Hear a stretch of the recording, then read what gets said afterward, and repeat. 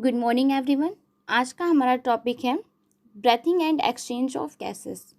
ये टॉपिक हम लोग का रिलेटेड होगा रेस्पिरेशन से कि किस तरह ह्यूमन बॉडी में हम लोग रेस्पिरेशन करते हैं। ठीक है, मतलब श्वसन की प्रोसेस होती है, सांस किस तरह लेते हैं, ठीक है, और किस तरह ब्रेथिंग होती है। तो हम लोग का टॉपिक क्या रहेगा, breathing and exchange of gases, और कैसे ब्रेथिंग जो हम लोग सांस लेते हैं वो किस तरह एक्सचेंज होता है अलग अलग गैसेस में, किस तरह क्या कन्वर्टेशन इसका होता है, हम लोग इस टॉपिक्स में डिस्कस करेंगे। ठीक है, now start this topic. Okay, आज हम लोग पढ़ेंगे ब्रेथिंग ऑफ एक्सचेंज गैसेस, या आप कह सकते हो breathing and exchange of gases. जैसे हम लोग ने हाई स्कूल में 9th-10th में पढ़कर आए थे कि सांस लेने की क्रिया कैसे होती है। ठीक है, श्वास कैसे लिया जाता है, तो उसमें पूरा ह्यूमन का कैसे क्या फंक्शंस होता है। अब हम लोग 11th-12th का से चैप्टर पढ़ रहे हैं, तो उसमें क्या चीज़ें थोड़ी सी वियर्ड हो जाती हैं, थोड़ी सी एक्स्ट्रा चीज़ें आ जाएंगी। ठीक है, तो इसका नाम क्या हो गया, breathing and exchange of gases. अब हम लोग पढ़ेंगे वही सेम चीज़ें, बट ये उनका भी यूजेस आएगा, बट ये थोड़ा सा डिफरेंट हो जाएगा, थोड़ी चीज़ें और लॉन्ग में आ जाएंगी। ठीक है, बाकी कोई घबराने वाली बात नहीं है, हम 1 by 1 करके क्लियर आउट करने की कोशिश करेंगे। बाकी आपको कोई दिक्कत होगी तो प्लीज़ आप लोग बताइएगा। ठीक है, अब जैसे हम लोग इसमें बात करते हैं, ब्रेथिंग है तो क्या है, सांस लेना, श्वास लेना। ठीक है, अब श्वसन है तो रेस्पिरेशन, उसका भी क्या मतलब आता है, एक तरह से सांस लेने के लिए आता है। तो जैसे रेस्पिरेशन में यहाँ लिखा है मैंने, यहाँ पे मैं श्वसन कर देती हूँ। ठीक है, ये हो गया श्वसन। आज हम लोग समझेंगे पहले तो श्वसन क्या होता है। ठीक है, मतलब रेस्पिरेशन क्या चीज़ें हैं, पहले हम ये जानेंगे कि जो रेस्पिरेशन है, श्वास है, ब्रेथिंग है, ये सब क्या होती है, मतलब इसकी मेन एक्चुअल प्रोसेस क्या होती है। तो ये चीज़ों को पहले हम लोग समझते हैं। जैसे मैंने आप लोग के लिए डिफिनीशन भी लिख दी है, देखिए। भोज श्वसन क्या है, अब समझिएगा ध्यान से। भोज्य पदार्थों के जैव रासायनिक ऑक्सीकरण को श्वसन कहते हैं। बहुत सिंपल है, क्या मैंने कहा, भोज्य पदार्थों के जैव रासायनिक ऑक्सीकरण को श्वसन कहते हैं। अब जैसे आप लोग को नंबर और अच्छे से गेन करने हैं, तो जैव रासायनिक लिखा, यहाँ पे हाईलाइट कर दीजिए इस तरह, जैव रासायनिक ऑक्सीकरण। ठीक है, श्वसन को हाईलाइट कर दीजिए। ठीक है, भोज्य पदार्थों के जैव रासायनिक ऑक्सीकरण को श्वसन कहते हैं। इस क्रिया में ऑक्सीजन का उपयोग होता है और कार्बन डाइऑक्साइड, जिसे हम CO2 से भी प्रदर्शित कर सकते हैं, कार्बन डाइऑक्साइड तथा ऊर्जा मतलब एनर्जी मुक्त होती है। ठीक है, अब जो ऊर्जा मुक्त हुई उसका क्या यूज़ है, तो जो हमारी ऊर्जा होती है वो जैविक क्रियाओं में काम आती है। जो ऊर्जा है वो कहाँ काम आएगी, जैविक क्रियाओं में क्या होती है, काम आती है। समझ गए आप लोग। अब इसी को डिफिनेशन को इंग्लिश में आप समझिए थोड़ा सा।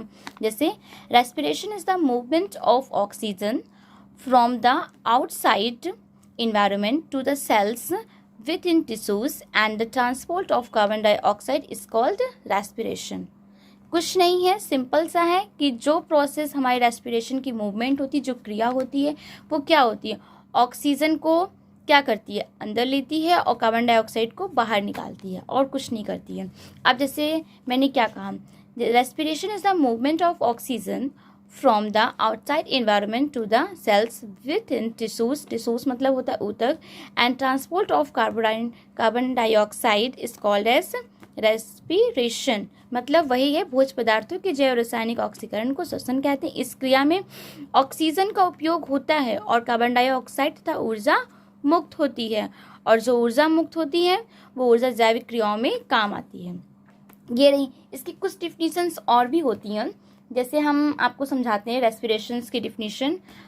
एक डिफिनीशन और होती है रेस्पिरेशन की, आप सुन भी सकते हैं और समझ भी सकते हैं, और आप नोट्स भी बनाते हैं तो नोट्स में भी ऐड कर सकते हैं डिफिनीशन। जैसे respiration refers from the biochemicals definitions which refers to a metabolic process by which an organisms obtains energy in the form of ATP and NADPH by oxidizing nutrients and releasing waste products। मतलब मैंने क्या कहा, जो मैंने ATP, जैसे मैंने ATP की बात की, ठीक है, और क्या बात किया मैंने, NADPH की बात की, ठीक है।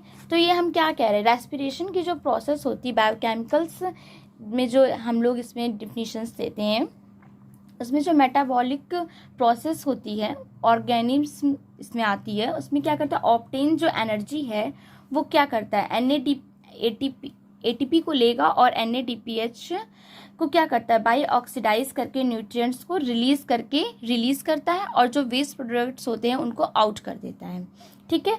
अब आप एक इजी वे में एक और चीज़ समझ सकते हैं, द मूवमेंट ऑफ, क्या कह रही हूँ मैं, द मूवमेंट ऑफ एयर और dissolved gas into out of the lungs, ठीक है। अब जैसे मैं ज़्यादा बात नहीं करती हूँ, आप लोग को और इजीली वे में समझाती हूँ। जैसे ये रेस्पिरेशन क्या चीज़ें हैं, आसान वे में समझ लीजिए। क्या करना है, O2 को हम अपनी बॉडी में ग्रहण करते हैं, ठीक है, और फिर CO2 को क्या करते हैं, रिलीज करते हैं। समझ रहे हैं कि नहीं, O2 को हम क्या करते हैं, अपने बॉडी में इंटर करते हैं और फिर CO2 को क्या करते हैं, रिलीज करते हैं, ठीक है। प्रोसेस आती है, फिर प्रोसेस जाती है, ठीक है। जिससे हम लोग क्या करते हैं, सांस जब लेते हैं तो फिर क्या करते हैं, सांस को बाहर रिमूव भी करते हैं, ठीक है। अब जैसे हम लोग बात करते हैं, तो जैसे इसमें एक चीज़ें और भी हैं, तो हम बात करते हैं श्वसन प्रक्रिया, ये जो चलती है हम लोग की, वो कई चरणों में पूर्ण होती है। जो हमारी ये श्वसन क्रिया होती है वो क्या है, कई चरणों में पूर्ण होती है। क्या होती है, कई चरणों में पूर्ण होती है, तो वो कई चरण ये हैं, ठीक है। 5 स्टेप्स में हमारी रेस्पिरेशन प्रोसेस कंप्लीट होती है, ठीक है। अब हम इन 5 स्टेप्स की बात करेंगे कि किस तरह हमारा स्टेप्स किस तरह धीरे धीरे करके कंप्लीट होता है। अब जैसे नंबर 1 पे आता है ब्रेथिंग, ठीक है। नंबर 2 पर आता है exchange of gases in lungs. Number 3 पे आता है ट्रांसपोर्ट ऑफ गैसेस। नंबर 4 पर आता है इंटरनल रेस्पिरेशन और नंबर 5 पे आता है सेलुलर रेस्पिरेशन। अब हम लोग क्या करेंगे, एक एक करके इन सबों के बारे में समझेंगे कि ये क्या चीज़ें होती हैं और क्या यूज़ हमारे दैनिक जीवन में कैसे क्या उपयोग में आती हैं, कैसे क्या प्रोसेस होती है। तो हम लोग ये एक एक करके डिटेल में समझते हैं। अब जैसे मैंने कहा नंबर 1 पे जो हमारी श्वसन क्रिया की कई चरणों में पूर्ण होती है, जैसे मैंने आपको बता रही हूँ कि हमारी जो श्वसन क्रिया है वो कई चरणों में पूर्ण होती है, कई स्टेप्स में ये कंप्लीट होती है। तो एक एक स्टेप्स को अब हम समझेंगे। नंबर 1 ब्रेथिंग, जिससे हम क्या कहते हैं, श्वासोच्छ्वास भी कहते हैं या श्वास लेना कहते हैं, ठीक है। नंबर 2 क्या है, exchange of gases in lungs, इसको हिंदी में क्या कहते हैं, फेफड़ों में गैसों का विनिमय, फेफड़ों में गैसों का विनिमय। नंबर 3 क्या है, ट्रांसपोर्ट ऑफ गैसेस, क्या मैंने कहा, गैसों का परिवहन हिंदी में। और इंटरनल रेस्पिरेशन, आंतरिक श्वसन इसे हिंदी में कहते हैं। और सेलुलर रेस्पिरेशन को हिंदी में क्या कहते हैं, कोशिकीय श्वसन। अब ये रही इंट्रोडक्शन हो गया कि किसको क्या कहते हैं, ठीक है। अब इंट्रोडक्शन के बाद हम क्या करते हैं, इनका पूरा डिफिनीशन समझते हैं और पढ़ते हैं। इंग्लिश में समझाती हूँ, नहीं रहने दीजिए, मैं हिंदी में ही समझाती हूँ जिससे आपको समझने में दिक्कत ना हो, ठीक है। अब मैं एक एक करके आपको हर चीज़ें समझाने की कोशिश करती हूँ, ठीक है। अब जैसे हम बात करते हैं सबसे पहले ब्रेथिंग की, ठीक है। अब जैसे हम ब्रेथिंग की बात करते हैं, ये रहा हमारा ब्रेथिंग। अब ब्रेथिंग का मतलब मैंने क्या बताया आप लोग को, श्वास या श्वास लेना, ठीक है। अब इसमें कैसी कैसी प्रोसेस होती है ये ध्यान से सुनिएगा और कि पॉइंट्स को, और जो मैं बता रही हूँ अगर आप लोग भूल जाते हैं तो ध्यान से इसको सुनिएगा फिर नोट कर लीजिएगा, ठीक है।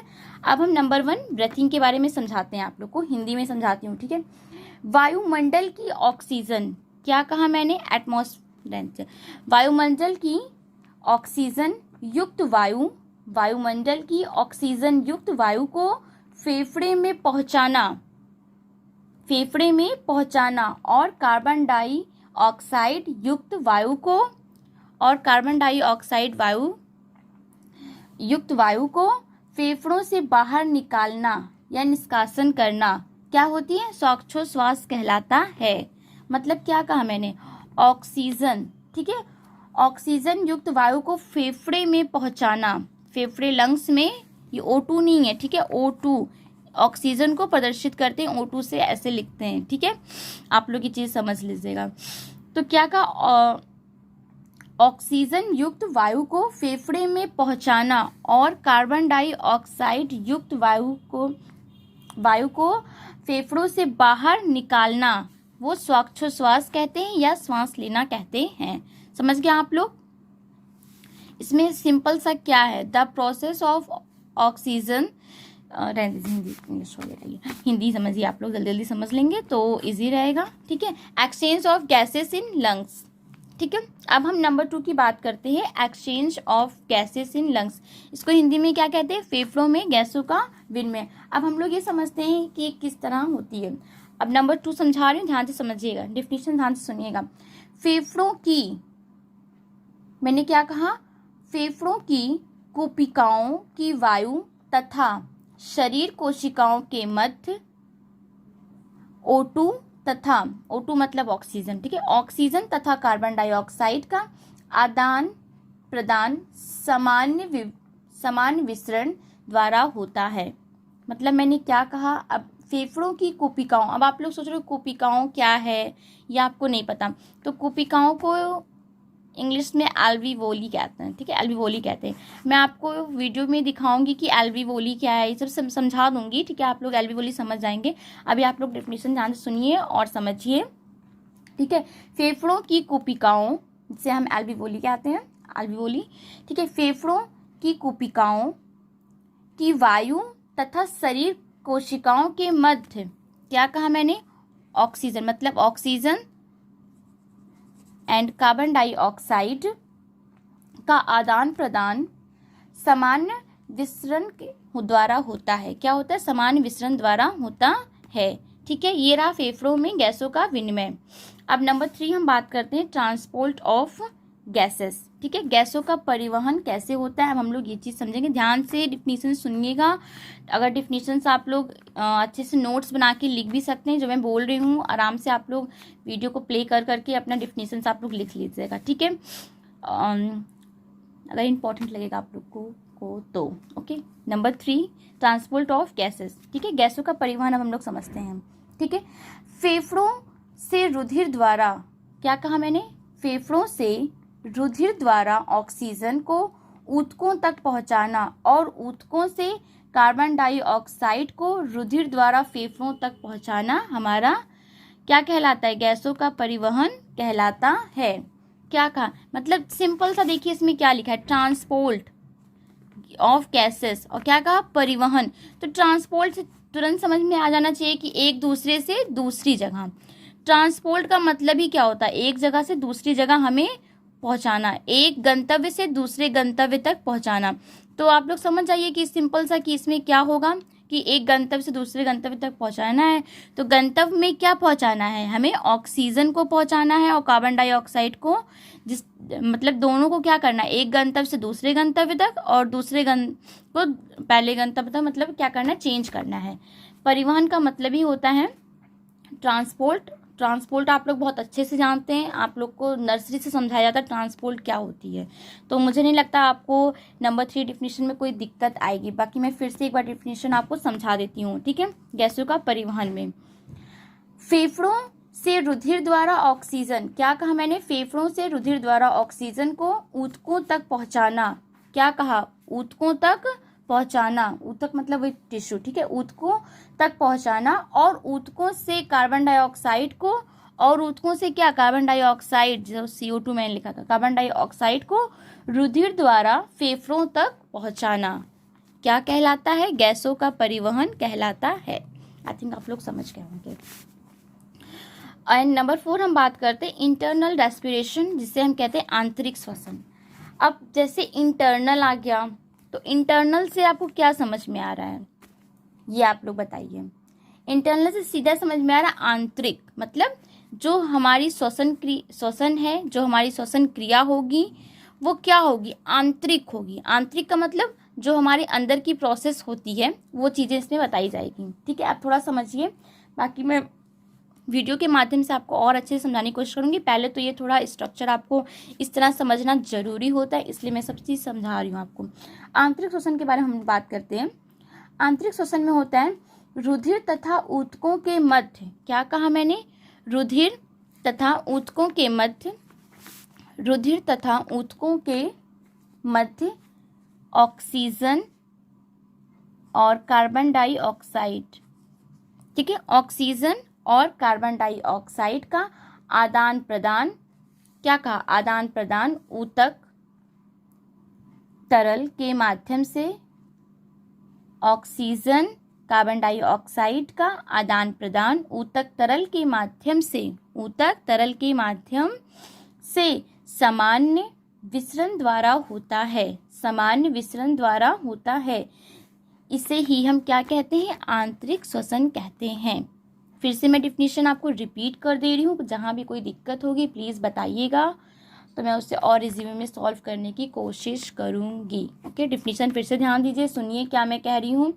रुधिर तथा ऊतकों के मध्य, क्या कहा मैंने, किसके मध्य, रुधिर और ऊतकों के मध्य, ऊतक जो टिश्यू है, रुधिर तथा ऊतकों के मध्य carbon dioxide oxygen and carbon dioxide का आदान प्रदान ऊतक तरल के माध्यम से समान विसरण द्वारा होता है। इसे आंतरिक श्वसन कहते हैं। इसे क्या कहते हैं, आंतरिक श्वसन कहते हैं। ठीक है, that is called internal respiration. Okay, अब हम नंबर 5 की बात करते हैं। सेलुलर रेस्पिरेशन क्या होता है। ठीक है, सेलुलर रेस्पिरेशन का मतलब होता है कोशिकीय श्वसन। कोशिकीय श्वसन क्या है, अब ये थोड़ा समझिए। ठीक है, इसमें डिफिनीशन थोड़ी टफ आपको लगेगी, लेकिन टफ मत बनाइएगा, आप लोग इजी बना लीजिएगा। इजी इसलिए बनाइएगा क्योंकि आप लोग जब पढ़ेंगे तो इजी हर चीज़ लगेगी। जब आप लोग पढ़ेंगे ही नहीं कोई चीज़ तो फिर इजी लगेगी ही नहीं, तो इसलिए स्टडी करते रहिए। ठीक है, अब हम लोग बात करते हैं सेलुलर रेस्पिरेशन की बात करते हैं। इसकी डिफिनीशन होती है कोशिका में, क्या कहा मैंने, अब देखिए जो जैसी डिफिनीशंस है, जैसे जैसे सब लिखा है, जैसे जैसे सबके नाम है, तो क्या है उनसे रिलेटेड ही हमारी डिफिनीशंस निकलती है। इसलिए आप लोग थोड़ा अपना माइंड भी यूज़ क्या करिए डिफिनीशंस लिखने में भी। ठीक है, जैसे आप कोई चीज़ें भूल रहे हैं तो तुरंत कुछ चीज़ों को याद क्या करिए कि अगर ये पूछा गया है तो इससे रिलेटेड ही हमारा कुछ डिफिनीशन होगा। ठीक है, ये आप लोग का प्लस पॉइंट होता है अगर आप लोग कुछ भूल जाते हैं तो। ठीक है, तो कोशिकीय श्वसन की हम बात करते हैं। कोशिका में, कोशिकीय से रिलेटेड, कोशिका में, ठीक है, कोशिका में कार्बनिक भोज्य पदार्थों का, कोशिका में कार्बनिक भोज्य पदार्थों का जैव रासायनिक ऑक्सीकरण होता है। क्या कहा मैंने, कोशिका में कार्बनिक भोज्य पदार्थों का, कार्बनिक भोज्य पदार्थों का, और यहाँ जो चीज़ था वही है जैव रासायनिक ऑक्सीकरण। जैव रासायनिक ऑक्सीकरण होता है, किस में होता है, कोशिका में कार्बनिक भोज्य पदार्थों में। ठीक है, इसमें और है। ठीक है, तथा ऊर्जा मुक्त होती है, तथा क्या कहा, ऊर्जा मुक्त होती, चीज़ें वही जुड़ी हुई एक दूसरे से रिलेटेड ही आती हैं। ठीक है, कोई अलग से नहीं आता है, बस थोड़ा कॉन्सेंट्रेट होइए और स्टडी पे बहुत ज़्यादा फोकस करिए। ठीक है, तथा ऊर्जा मुक्त होती है। अधिकांश मुक्त ऊर्जा गतिज ऊर्जा के रूप में, क्या कहा, अधिकांश मुक्त ऊर्जा गतिज ऊर्जा के रूप में एडेनोसिन ट्राइफॉस्फेट में संचित हो जाती है। क्या कहा मैंने, एडेनोसिन ट्राइफॉस्फेट में संचित हो जाती है, और जो शेष ऊर्जा होती है वो ऊष्मा के रूप में वातावरण में मुक्त हो जाती है। और क्या कहा मैंने, ऊष्मा के रूप में वातावरण में मुक्त हो जाती है जो बची ऊर्जा होती है। अब जैसे मैं आपको एक इजी वे में समझाऊं, प्रकृति का क्या नियम होता है, प्रकृति का क्या नियम है, नेचर का क्या रूल है, पता है किसी को। नेचर का रूल ये होता है कि वो जो हमें देता है, जब उसका काम खत्म हो जाता है, जो चीज़ें यूज़ में नहीं आती हैं, वो तुरंत क्या होता है, प्रकृति को वापस चली जाती है। अब जैसे मैं एक एग्जांपल के माध्यम से आपको समझाती हूँ। जैसे क्या है, एक नदी है, ठीक है, यहाँ पे ये एग्जांपल मैं इसलिए समझा रही हूँ क्योंकि यहाँ पे एक लाइन आ गई जो ये है, और शेष ऊर्जा ऊष्मा के रूप में वातावरण में मुक्त होती है। मतलब अच्छा रहने दीजिए एग्जांपल, मैं कोई और टॉपिक को तो उसमें समझाती हूँ, रहने दीजिए, हम लोग आगे पढ़ते हैं। ठीक है, टाइप्स ऑफ रेस्पिरेशन। अच्छा लाइए मैं एग्जांपल बता ही देती हूँ आप लोग को। जैसे मैंने कहा, यहाँ पे मैंने एक लाइन आप लोग को बताई कि मैंने क्या कहा, अधिकांश मुक्त ऊर्जा गतिज ऊर्जा के रूप में, गतिज ऊर्जा मतलब काइनेटिक एनर्जी होती है। ठीक है, गतिज ऊर्जा के रूप में एडेनोसिन ट्राइफॉस्फेट में संचित होती है, और शेष ऊर्जा के रूप में वातावरण में मुक्त हो जाती है। अब मैंने एग्जाम्पल इसलिए बता रही थी कि थोड़ा आप लोग एग्जाम्पल से ये होता है कि डिफिनीशंस जो भूल जाते हैं तो एग्जाम्पल के माध्यम से आपको याद आ जाती है, इसलिए मैं एग्जाम्पल बता रही थी। बट आई थिंक मुझे लगता है एग्जाम्पल दैट्स नॉट इम्पॉर्टेंट। आप लोग आगे आइए टॉपिक पे, ठीक है। टाइप्स ऑफ रेस्पिरेशन, ठीक है। अब जैसे हमने बात किया श्वसन क्या है, कितने चरणों में, कितने स्टेप्स में प्रोसेस कंप्लीट होती है, ठीक है, कितने स्टेप्स में प्रोसेस कंप्लीट हो रही है हमारी। अब बात करते हैं क्या टाइप्स है इसका, ठीक है, टाइप्स ऑफ रेस्पिरेशन, ठीक है। अब टाइप्स ऑफ रेस्पिरेशन का थोड़ा समझिए आप लोग प्रोसेस। अब इसमें क्या है, 2 प्रकार दे दिया, ठीक है, 1 and 2। तो पहले में क्या एरोबिक रेस्पिरेशन और दूसरा क्या एनारोबिक रेस्पिरेशन। एरोबिक रेस्पिरेशन होता है वायवीय श्वसन और एनारोबिक रेस्पिरेशन होता है अवायवीय श्वसन। अब हम समझते हैं इनकी एक एक करके डेफिनेशन, ठीक है। अब जैसे मैंने कहा एरोबिक रेस्पिरेशन मतलब वायवीय रेस्पिरेशन के बारे में अब हम बात करेंगे। अब वायवीय रेस्पिरेशन के मतलब होता है ऑक्सीजन की उपस्थिति में, क्या कहा मैंने, ऑक्सीजन की उपस्थिति में कार्बनिक भोज्य पदार्थों, मतलब एग्जाम्पल में आप ग्लूकोज ले लीजिए, कार्बनिक भोज्य पदार्थों मतलब उसमें ग्लूकोज ले लीजिए, का पूर्ण ऑक्सीकरण होता है। क्या का पूर्ण ऑक्सीकरण होता है। इसके फलस्वरूप कार्बन डाइऑक्साइड तथा जल बनता है, ठीक है, कार्बन डाइऑक्साइड तथा जल बनता है। अधिक मात्रा में ऊर्जा मुक्त होती है जिसे हम वायवीय श्वसन कहते हैं। कहिए तो मैं डेफिनेशन फिर से रिपीट कर देती हूँ, मैं कर देती हूँ रिपीट, ओके। ऑक्सीजन की उपस्थिति में कार्बनिक भोज्य पदार्थों, एग्जाम्पल में जैसे एग्जाम्पल क्या है, ग्लूकोज ले लीजिए, ग्लूकोज का पूर्ण ऑक्सीकरण होता है, ठीक है, ग्लूकोज का पूर्ण ऑक्सीकरण होता है। इसके फलस्वरूप कार्बन डाइऑक्साइड तथा जल बनता है, ठीक है, कार्बन डाइऑक्साइड एंड जल बनता है और इसकी अधिक मात्रा जो होती है वो ऊर्जा मुक्त होती है, ठीक है, ऊर्जा मुक्त हो जाती है, ठीक है।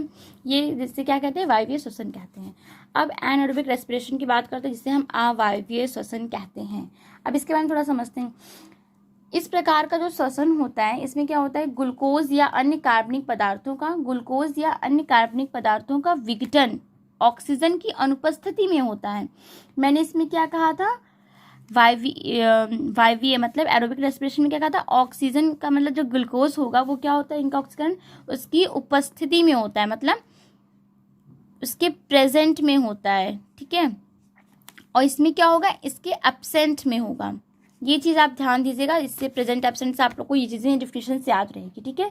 क्या कह रही हूँ मैं, इस वायवीय श्वसन में क्या प्रोसेस होती है, ग्लूकोज या अन्य कार्बनिक पदार्थों का जो विघटन होगा वो ऑक्सीजन मतलब क्या कहा, O2 ऑक्सीजन की अनुपस्थिति में होगा। क्या कहा मैंने, ऑक्सीजन की अनुपस्थिति में होगा, ठीक है। इसमें बहुत कम ऊर्जा मुक्त होती है। इसमें क्या होता है, बहुत कम ऊर्जा मुक्त होती है। और इसमें क्या कहा था मैंने, बहुत अधिक ऊर्जा मुक्त होती है नंबर 1 में। और नंबर 2 में मैं क्या बता रही हूँ कि इसमें जो ऊर्जा होगी वो बहुत कम ऊर्जा मुक्त होती है, ठीक है।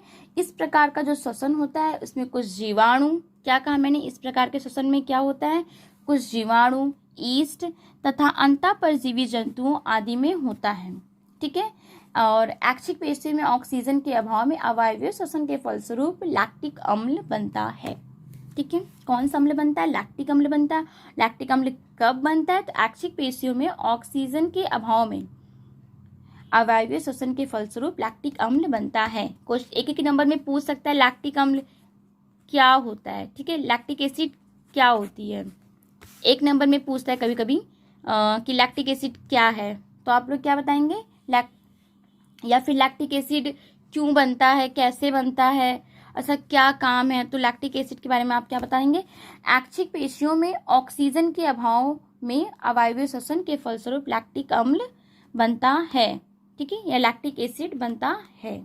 तो लैक्टिक एसिड कब बनता है, ऐच्छिक पेशियों में ऑक्सीजन की जब क्या होगी, कमी हो जाती है, ठीक है, उसकी कमी के अभाव में, ऑक्सीजन के अभाव में, क्या कहा मैंने, ऑक्सीजन के अभाव में, ठीक है, क्या होता है, अवायवीय श्वसन के फलस्वरूप लैक्टिक एसिड का मतलब लैक्टिक एसिड बनता है, ठीक है।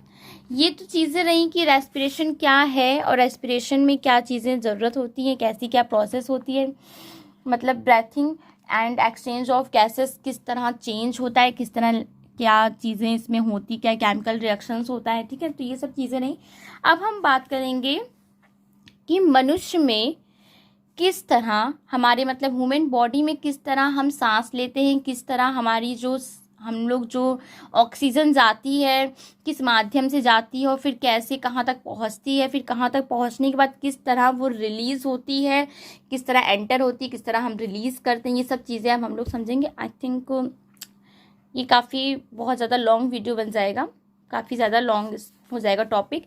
मैं ऐसा करती हूँ, इसको पार्ट 1 कर देती हूँ और जो नेक्स्ट आप लोग को समझाती हूँ ये ह्यूमन वाला प्रोसेस कि किस तरह रेस्पिरेशन होता है, वो मैं पार्ट 2 में कन्वर्ट करती हूँ, ठीक है। तो मैं ये कर दिया आप लोगों के लिए पार्ट 1, ठीक है। रेस्पिरेशन का पार्ट 1 ये आप लोगों को मैं समझा देती हूँ और वो वाला मैं पार्ट 2 समझाती हूँ आप लोग को, ठीक है। Thank you.